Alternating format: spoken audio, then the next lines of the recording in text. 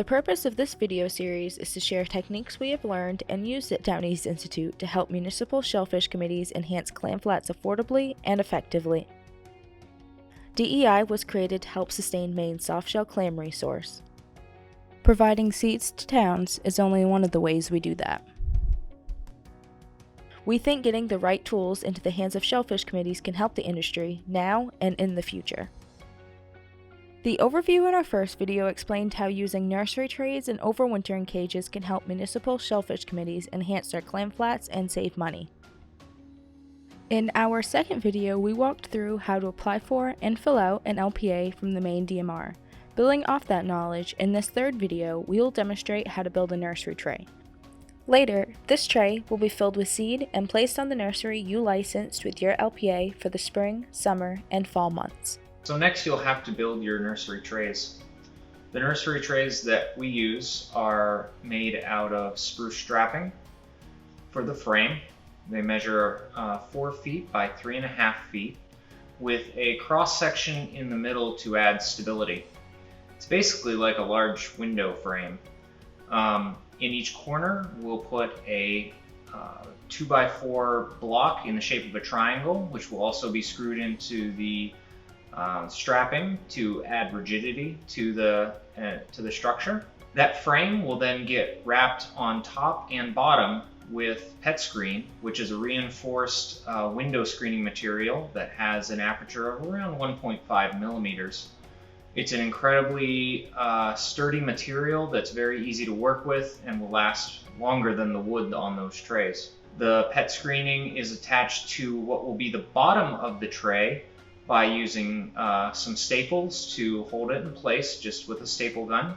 And a single 4-foot cedar lath can be attached to the top of the tray so that the screen can still be opened up so that you can put your seed inside, but attached enough so that it saves you a step when you're filling them.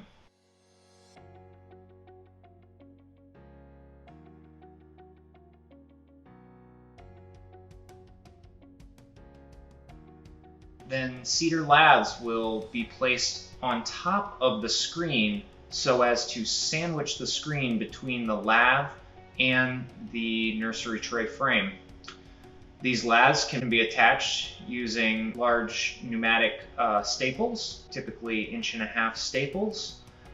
Will save you a lot of time, but if you don't have a pneumatic nailer, you can always use trap nails to attach the laths. You then have to place some flotation on the side of the tray because it is not buoyant enough just by itself. You'll have to cut 2 strips of 1-inch blue foam to act as flotation. The foam is attached to the 4-foot side of each of the trays and is sandwiched in place again with another cedar lath that is attached with 2.5-inch galvanized screws. You could also use different fastening devices, but we use galvanized screws.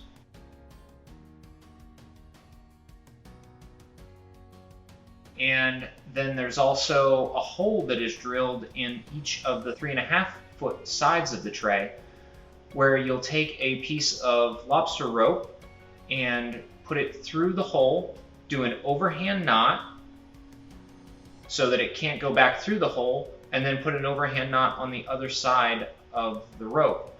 So now you have a tray that has a rope coming out on each side of it that you'll be able to use to tie the trays together in a line so that when you go to deploy them, you have a really easy deployment in the field.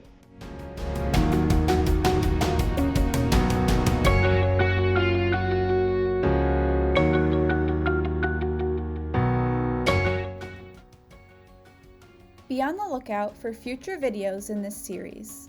They will demonstrate how to build, fill, and deploy nursery trays, and how to prepare for overwintering, and describe overwintering options and seeding strategies. We will also release shorter clips showing how to take a core sample and how clam recruitment boxes function.